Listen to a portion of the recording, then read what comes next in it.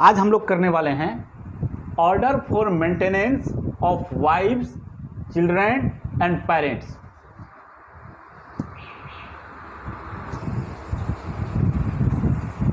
Chapter 9 और इसका जो प्रोविजन है सेक्शन 125 से लेकर 128 तक है।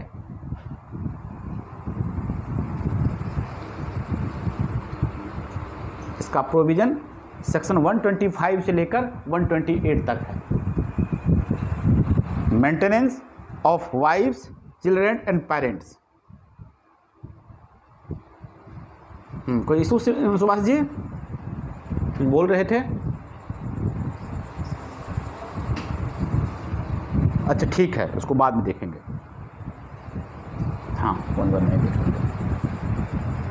चलिए, ये चैप्टर 9 है हमारा, सेक्शन 125 से लेकर 128 तक मेंटेनेंस के बारे में बात कर रहे हैं। ठीक है ना, बहुत ही अच्छा मतलब कि टॉपिक है, ये बहुत इंपॉर्टेंट टॉपिक है, जुडिशरी पर्पस से भी, इन जनरल पर्पस से भी, आपके प्रोसीडिंग्स के पर्पस से भी बहुत अच्छा सेक्शन है ये। देखिएगा, इसमें कुछ दो चार अच्छा केस भी आप लोग अगर कभी सुने होंगे, स्टडी किए होंगे, तो वो सब भी आएगा, समझिएगा। मेंटेनेंस का क्या मतलब होता है? मेंटेनेंस का मतलब क्या होता है? मेंटेनेंस तो आप लोग बहुत सुने हैं, आप लोग कोर्ट प्रोसीडिंग्स भी देखे हैं, जाते भी हैं। क्या मतलब होता है मेंटेनेंस का? गुजारा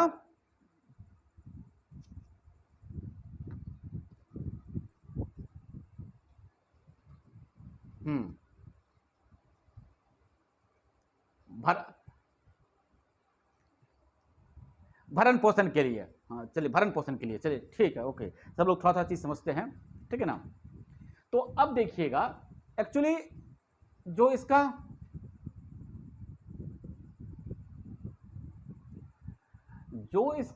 क्या कहते हैं, मूल चीज़ आप लोग जो कह रहे हैं कि भरण पोषण के लिए दिया जाता है, एक्चुअली ये था यही, लेकिन सुप्रीम कोर्ट का एक इंटरप्रिटेशन आया था, ठीक है ना। उसमें कहा गया कि भरण पोषण का जो मतलब है ना, उसको आप लोग नैरो माइंडेड मत सोचिएगा। इसका स्कोप सिर्फ ये नहीं है कि आप खाना दे दिए किसी को 2 टाइम और आप कह रहे हैं कि आपने मेंटेनेंस कर दिया, ये इसका मतलब नहीं है।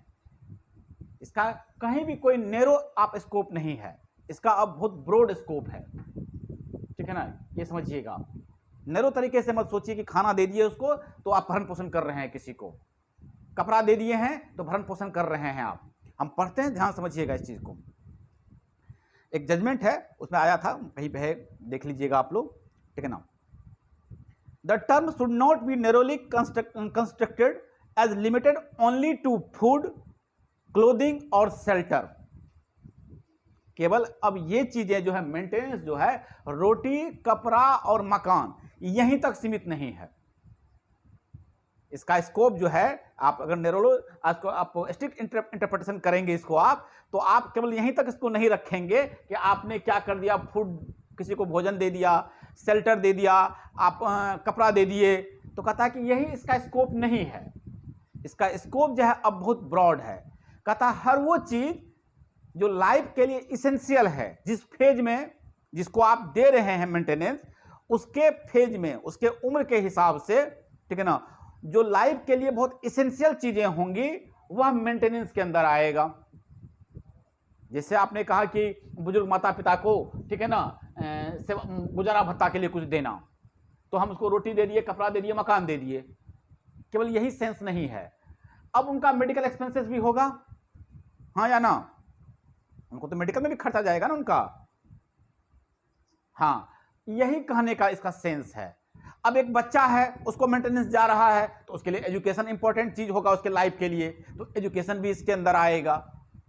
तो इस बात का ध्यान रखना है, ठीक है ना, कि इसका केवल रोटी, कपड़ा, मकान तक ये सीमित अब नहीं है, ठीक है ना, बल्कि ये कहा जा रहा है कि उसके लाइफ स्टाइल के लिए, उसके लिविंग स्टैंडर्ड के लिए जो भी इसेंशियल चीजें होंगी, ठीक है ना, वो सारा मेंटेनेंस के अंदर आएगा। क्लियर? बोलिएगा। हाँ, ये वैरी करते रहता है, it varies according to the position and status of person, ये वैरी करते रहता है। मेरी अलग नीड होगी, आपकी अलग नीड होगी, उसकी अलग नीड होगी, जो मेंटेनेंस दे रहा है उसका स्टेटस कुछ और होगा, दूसरे का कोई और होगा, ठीक है ना, इस तरीके से ये वैरी करता रहता है। चलिए, ये इसका मतलब है मेंटेनेंस का। अब आइए, इसका ऑब्जेक्ट, उद्देश्य तो पता ही है, सब जानते ही हैं, ठीक है ना, इसका आपको उद्देश्य तो पता ही है। हम लोग मेंटेनेंस क्यों शुरू किए थे, ठीक है ना, हमारे सीआरपीसी में क्यों मेंटेनेंस है, या मेंटेनेंस की बात हम लोग क्यों करते हैं, इसका ऑब्जेक्ट पता है, ठीक है ना। ऑब्जेक्ट यही है कि कभी किसी की कोई ऐसी नौबत ना आए कि उसको भूखे मरने की नौबत आ जाए, हैंड टू माउथ हो जाए वो, ठीक है ना। जिस किसी को भी मेंटेनेंस जाता है, चाहे पत्नी को जा रहा है, चाहे बच्चे को जा रहा है, चाहे पेरेंट्स को जा रहा है, वृद्ध माता पिता को जा रहा है, उनको लाइफ में, ठीक है ना, एक फेज के बाद किसी तरह की कोई समस्या ना हो, भूखे मरने की नौबत नहीं आए, ठीक है ना, तो उनके उस चीज के लिए हम लोग जो है यह मेंटेनेंस जो है हम लोग सेक्शन 125 में इसको इंसर्ट किया गया। ओके, पर्सनल लॉ में भी है, हमारे पर्सनल लॉ में भी ये चीजें हैं। आप लोग हिंदू लॉ में पढ़े हैं ना, maintenance, adoption and maintenance act, ठीक है।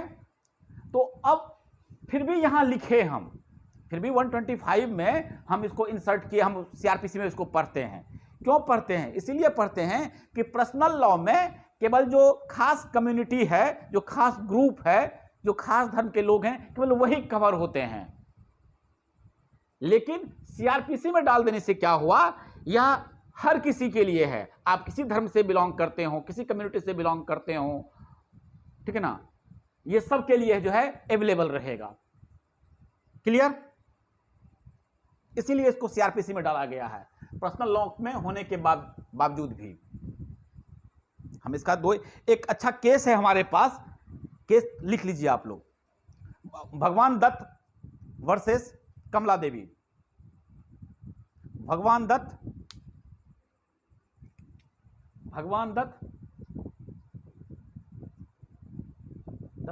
वर्सेस कमला देवी। 1975 का केस है, 1975 का।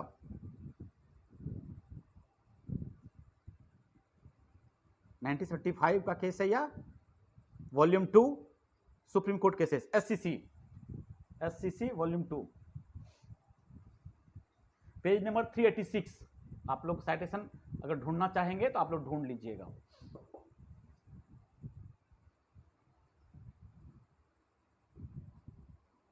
सुप्रीम कोर्ट का जजमेंट है, हम पढ़ देते हैं। एच कहा कि इसका मेनली 2 ऑब्जेक्ट है। इस केस में कहा गया कि मेंटेनेंस जो है 125 का जो सीआरपीसी में है, इसका 2 प्रॉपर ऑब्जेक्ट है। तो क्या क्या हम पढ़ते हैं, सुनिएगा। The remedy under section 125 is speedier and economical than the remedy enforced by way of civil courts, so it will be beneficial for needy person। हम लोग अभी जस्ट इसकी बात किए कि ये चीजें जो है हमारा पर्सनल लॉ में भी है। तो पर्सनल लॉ में हम लोग सिविल मामले में लेकर जाते हैं, सिविल उसका प्रोसीजर चलेगा। अगर पर्सनल लॉ में मेंटेनेंस है तो वो सिविल प्रोसीजर के हिसाब से चलेगा। उसका इतना लेंदी प्रोसेस है, इतना लंबा वो चलता है सिविल मामला आपका, कि नीडी जो है उसको बहुत तकलीफ होती है। आप मान लीजिए कि आज आपको भूखमरी हो जाए और आपको भूखे 5 महीने केस लड़ना पड़े, तो सोचिए कितनी तकलीफ होगी। नहीं होगी? आपको तो इमीडिएट मेंटेनेंस चाहिए इस चीज के लिए ना। खाना तो वेट नहीं करेगा, आपका भूख तो वेट नहीं करेगा कि जज साहब फैसला देंगे तो हमको मेंटेनेंस मिलेगा। तो सबसे हाँ,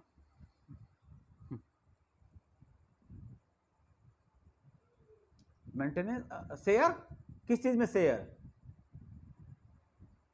प्रॉपर्टी नहीं है तो हाँ, तो वो आगे पढ़ेंगे ना उस चीज को। प्रॉपर्टी है, अगर प्रॉपर्टी तो आप ये क्यों क्या कहते हैं कि शेयर क्यों नहीं मांग ले? बच्चे को शेयर नहीं मिलेगा।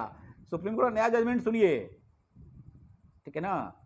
बाप बूढ़े बूढ़ी को आप शेयर देंगे नहीं, वो देगा तो आपको मिलेगा, समझे? हाँ, अब ऐसा ही है। ठीक है ना, और आपको देने के बाद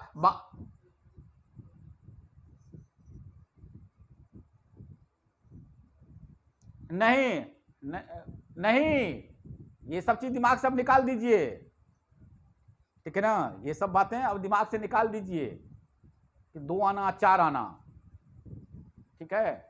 वो जो है वो सक्सेशन का रूल है, उनके डेथ के बाद सक्सेशन का रूल लगता है। अगर उन्होंने अपनी प्रॉपर्टी, ठीक है ना, इंटरस्टेट हो गई उनकी प्रॉपर्टी, अगर मान लीजिए वो बिना किसी को दिए हुए अगर उनकी डेथ हो जाती है जो प्रॉपर्टी होल्डर है, तो ही सक्सेशन का रूल ना राहुल, तब ना हिंदू लॉ में सक्सेशन। नहीं, मदर के नाम पे भी, मदर के भी इंटरस्टेट है ना, मदर के फीमेल के प्रॉपर्टी भी इंटरस्टेट होता है ना, हाँ, तो मदर प्रॉपर्टी मदर को, तो मदर अगर फादर के नाम है तो फिर तो आप उसका जो सक्सेशन रूल लगा। प्रॉपर्टी होल्डर, हम होल्डर बोल रहे हैं, फादर मदर भूल जाइए, प्रॉपर्टी होल्डर बोल रहे हैं। होल्डर मतलब जो प्रॉपर्टी को होल्ड किए हुए, जिनके नाम पे प्रॉपर्टी है, अगर वो नहीं रहे, उनकी प्रॉपर्टी इंटरस्टेट हो गई, तो ही सक्सेशन का रूल ना। मेंटेनेंस तो जीवित इंसान को चाहिए मेंटेनेंस ना, और जब तक वो जीवित हैं तो आपका कोई शेयर नहीं।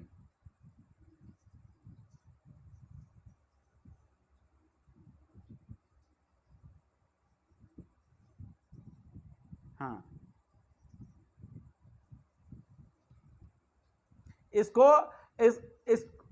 आप बाद में डिस्कस कर लीजिएगा, अभी वीडियो बनता है तो खराब हो जाता है वीडियो ना, पर्सनल चीज डिस्कस करेंगे तो फिर 125 मेरा खराब हो जाएगा, ठीक है ना। इस क्लास में जब वीडियो ऑफ कर देंगे उसके बाद आप पर्सनल डिस्कस कर लीजिएगा, ठीक है। जरा जब इसको वीडियो ऑफ कर देंगे तब पूछेंगे तब बताइएगा, ठीक है।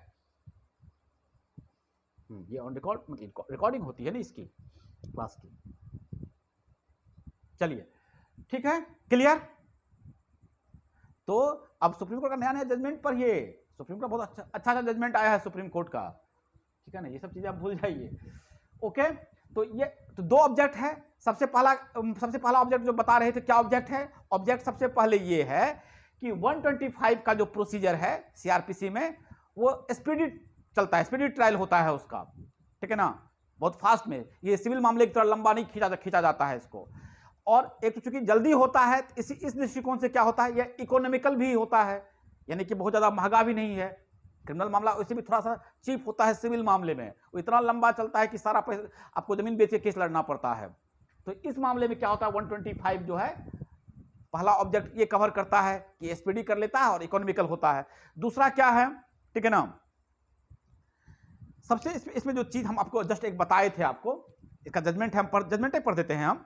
It aims at preventing distribution and vagrancy leading to commission of crime, ठीक है ना। उससे जनरली आपको ये समझ में आएगा नहीं, हम ऐसे इसको समझ लीजिए इस चीज को। जस्ट अभी हम ये चीज अभी कह रहे थे अभी आपको कि जो भुखमरी की जो नौबत हम कह रहे थे, स्टार्वेशन इसकी नौबत कह रहे थे, कि अगर आप सीपीसी के माध्यम से आइएगा, सिविल प्रोसीजर के माध्यम से आइएगा, ठीक है ना, तो भुखमरी की नौबत आ जाती है उसमें, ठीक है ना। पार्टी के पास इतना पैसा नहीं होता है कि अपने मेंटेनेंस के लिए क्लेम कर सके, एक चीज।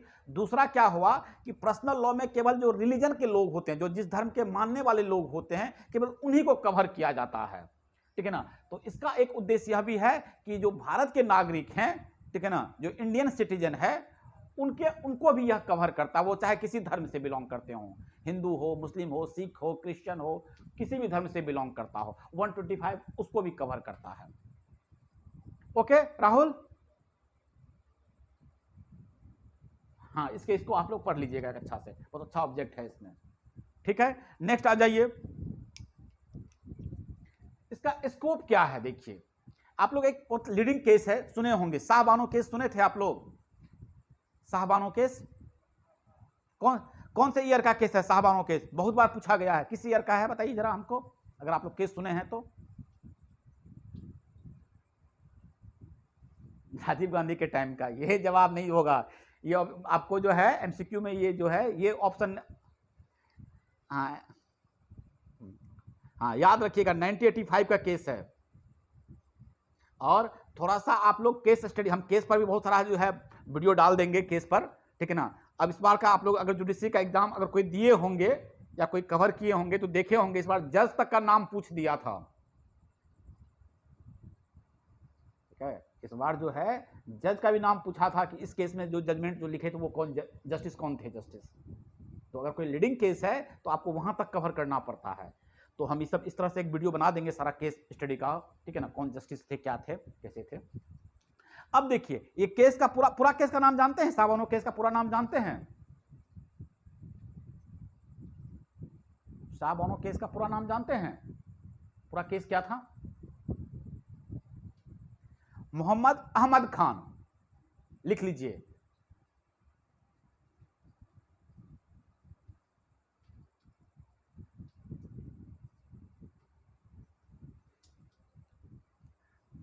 हाँ तो वो, हाँ, मोहम्मद अहमद खान वर्सेस शाहबानो बेगम, यही केस का पूरा नाम था।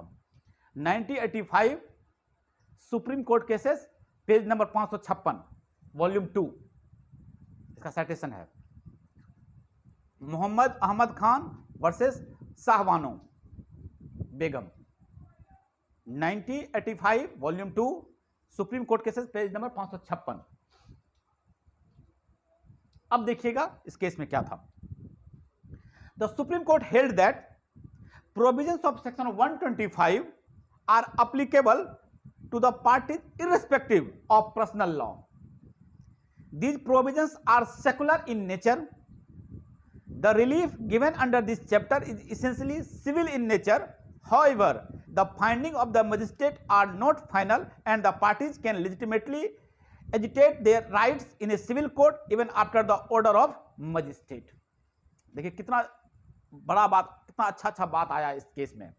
सुनिएगा ध्यान से, हम इसको आप लोगों को समझा देते हैं, सीख लीजिएगा। केस बहुत अच्छा लीडिंग केस है। क्या कहा सुप्रीम कोर्ट का? कहता कि इसका जो प्रोविजन है ना वो इररेस्पेक्टिव है, ठीक है ना, ऑफ पर्सनल लॉ। कोई मतलब नहीं पर्सनल लॉ से हमको। 125 का जो प्रोविजन है वो कहता है कि सेकुलर इन नेचर है।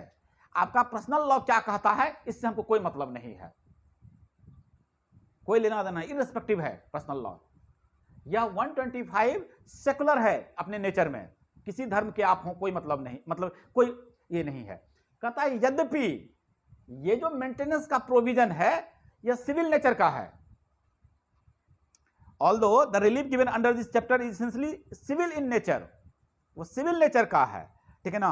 और मजिस्ट्रेट जो इसमें ऑर्डर पास करते हैं, the finding of the magistrate are not final, वह भी फाइनल नहीं है। And the parties can legitimately agitate their rights in a civil court. आप इसके बावजूद भी सिविल कोर्ट जा सकते हैं, समझे?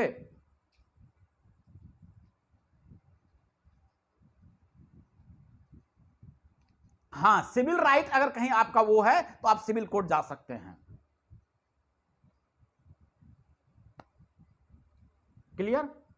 ये सिविल नेचर का ही मामला है, लेकिन चूंकि यह एसपीडी हमारा जो है ये देता है हमको, इमीडिएट हमको देता है। और अगर किसी तरह का कोई सिविल राइट एजिटेट हो रहा है, अगर आपका इन्फ्रिंज हो रहा है, तो आप इसको सिविल मामले में भी इसको आप कर सकते हैं। लेकिन 125 में आपको जो है मजिस्ट्रेट का जो ऑर्डर होगा वह क्या कहते हैं, ऐसा नहीं है कि वो बिल्कुल इनवैलिड हो जाएगा, वह भी रिकॉर्ड में रहेगा, आप उसको भी लेकर जा सकते हैं। लेकिन अगर कोई सिविल नेचर, अगर आपका सिविल कोई राइट अगर आपका इन्फ्रिंज हो गया है तो इसको सिविल मामले में आप हैंडल करवा सकते हैं, मतलब इसको आप ट्रीट करवा सकते हैं जैसे civil right.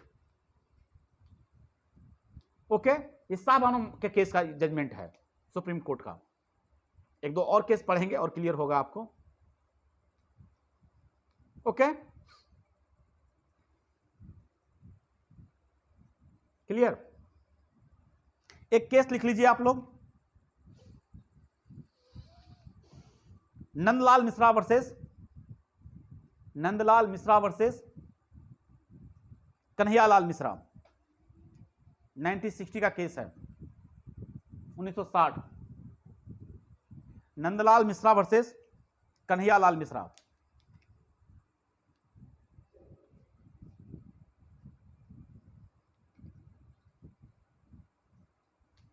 Nandlal Mishra versus Kanhaiyalal Mishra, 1960, 1960 का केस है। इस केस में कहा, ये भी सुप्रीम कोर्ट का केस है, ये अभी 1960 का। इसमें कहा गया सेक्शन 125 से लेकर 128 तक का जो प्रोविजन है, ठीक है ना, the provision content in section 125 to 128 are applicable to all person belonging to all religions and have no relationship with personal law of the parties.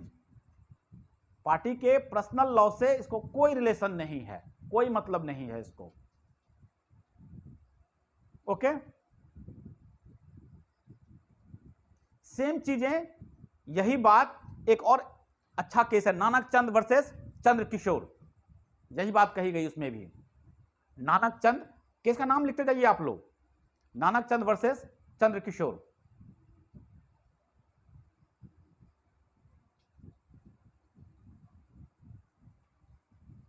इसमें भी यही बात कही गई कि आपका पर्सनल लॉ क्या कहता है, इससे कोई मतलब नहीं हमको।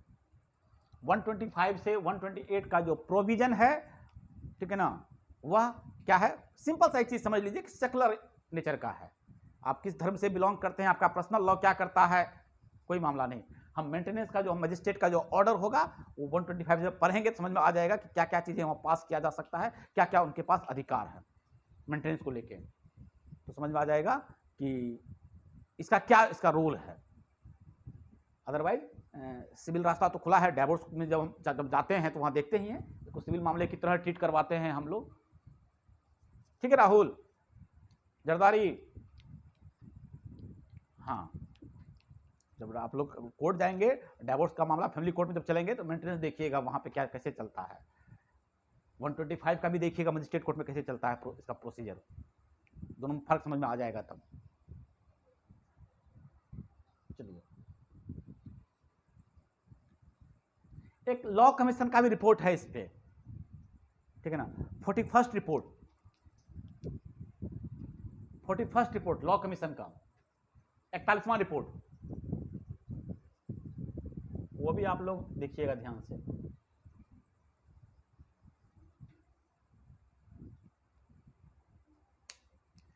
First report of law commission emphasized the primary justification for placing these provision in code of CRPC, code of criminal procedure, is because it is speedy and economical remedy compared to what is available in civil code। वही जो हम लोग scope पर है, scope को हम लोग define कर रहे हैं। 41st जो रिपोर्ट आया था लॉ कमीशन का, वो भी इस चीज को माना कि इसका जो जस्टिफिकेशन है, इसको हम लोग क्यों 120 मतलब सीआरपीसी में लाए हैं, इसका जस्टिफिकेशन यही है, ये बहुत ही स्पीडी है, इकोनॉमिकल है, ठीक है ना, बनिस्पत सिविल मामले में। क्लियर, यही आपका इसका हमारा भूमिका है, मेंटेनेंस इस चैप्टर का जो भूमिका है हमारा यही है। अब आइए, जो क्वेश्चन अराइज होता है, who may claim maintenance, maintenance कौन क्लेम करेगा, तो इसका जवाब जो है हमारा सेक्शन 125 का जो सब सेक्शन 1 है वो देता है। Section 125 sub section 1, who may claim maintenance, हम पढ़ते हैं, ध्यान समझिएगा। If any person having sufficient means neglect और रिफ्यूज टू मेंटेन, अब ध्यान समझिएगा, जरा अपना आवाज म्यूट कीजिए आप।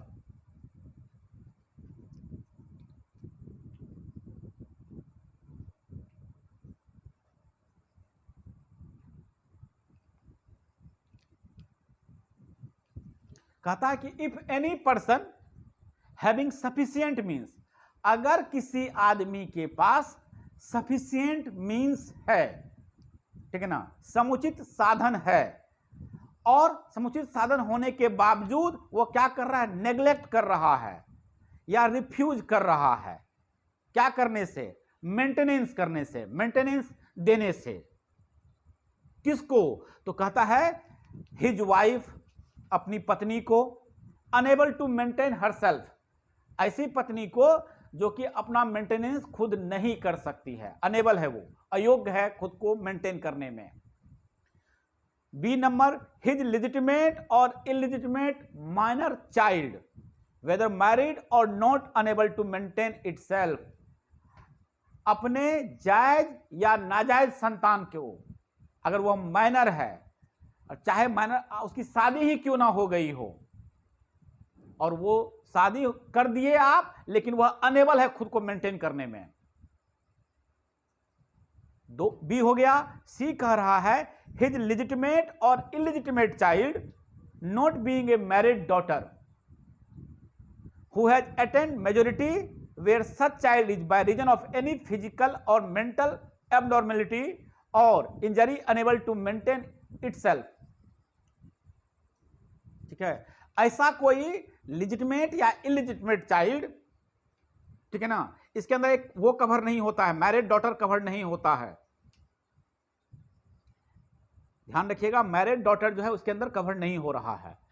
लेकिन अगर ऐसा कोई लिजिटिमेट या इलिजिटिमेट चाइल्ड है जो फिजिकल इनकेपेबल है, चाहे वो मेजर ही क्यों ना हो, मेंटल इनकेपेबल है, वह खुद का मेंटेनेंस नहीं कर सकता है, वह इसके अंदर कवर हो रहा है।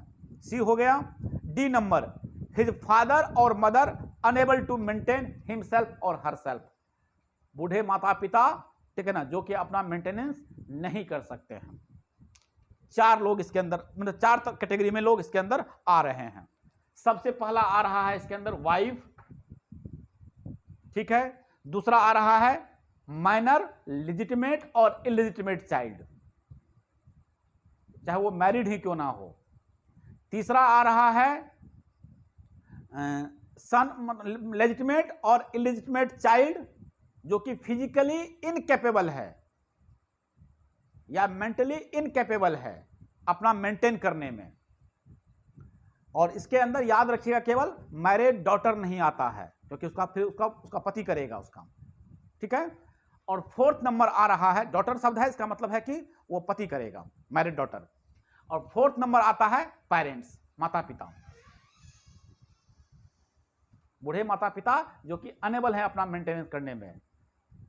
राहुल का क्वेश्चन यही था, राहुल का, कि उसके पास अगर प्रॉपर्टी है तो वो प्रॉपर्टी से निकाल देगा, राहुल यही सवाल था ना। अब मिला जवाब इसका। हाँ, अनेबल टू मेंटेन लिखा हुआ है, यानी कि इतनी संपत्ति नहीं है कि खुद का मेंटेन कर सके, पेंशनधारी भी नहीं है। पेंशनधारी रहेगा नौकर रख लेगा, बेटा को भगा देगा, नौकर रख लेगा, 10,000 देगा, अपने उसको 50,000 सैलरी मिलेगा, 10,000 देगा नौकर को, बनाओ दोनों टाइम खाना, करेगा। लोग करता भी, बहुत लोग करते भी हैं। प्रॉपर्टी देगा, भगा देगा, जाओ, लगा देगा प्रॉपर्टी को किराए पर, लीज पे, उससे मेंटेन करेगा खुद का। तो अनेबल टू मेंटेनेंस का मतलब यही होता है कि किसी भी तरह से वो सक्षम नहीं है, उसके पास इतना साधन नहीं है कि वह खुद का मेंटेनेंस कर सके। ओके, अब पढ़ते हैं, सुनिएगा। हाँ, a magistrate of the first class, कौन सा मजिस्ट्रेट ऑर्डर पास कर रहा है? First class magistrate. A magistrate of the first class may, upon proof of such neglect or refusal, order such person to make a monthly allowance or allowance for the maintenance of his wife or such child, father or mother, at such monthly rate as such magistrate thinks fit, and to pay the same to such person as the magistrate may from time to time direct। First class magistrate के पास यह अधिकार है कि वह 125 के अंदर क्या करेंगे? मेंटेनेंस के लिए ऑर्डर पास कर सकते हैं। ओके, इन लोगों को, जो चार हम श्रेणी बताए हैं, इन लोगों के लिए मेंटेनेंस के लिए ऑर्डर पास कर सकते हैं। Provided that magistrate may order the father of a minor female child referred in clause B to make such allowance until she attains her majority if the magistrate is satisfied that his husband or such minor female child if married is not possessed of sufficient means। अब क्या हुआ ये समझिए क्या कह रहा है। अब एक आदमी ने क्या किया, अपनी उसकी बेटी थी 14 साल की, 13 साल की, उसका शादी करवा दिया। ठीक है, एक आदमी ने अपनी बेटी की शादी करवा दी 14 साल में, 15 साल में, 16 साल में। हमारे यहां मेजोरिटी का एज कितना है? 18 है। हाँ, तो 14 साल में शादी करवा दी। अब सीआरपीसी बहुत पुराना है, उस वक्त लोग करवाते थे, तो इसका मेंटेनेंस फादर को ही करना पड़ेगा यदि जिससे शादी हुई है इसकी वह असक्षम है इसका मेंटेनेंस करने में। बात समझे सभी लोग इस बात को?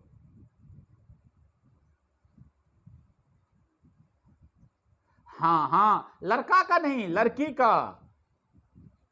लड़ हाँ, तो जाइए, तो फिर पति करेगा।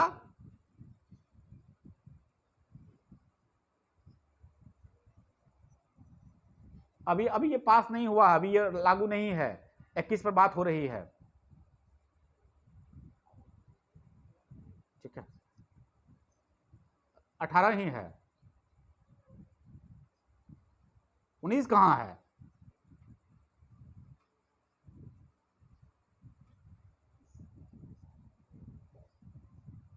नहीं नहीं, 18 और 21, 18 और 21 है इसमें। इसको 21 करने की बात हो रही है, 21 के लिए पास हो रहा है।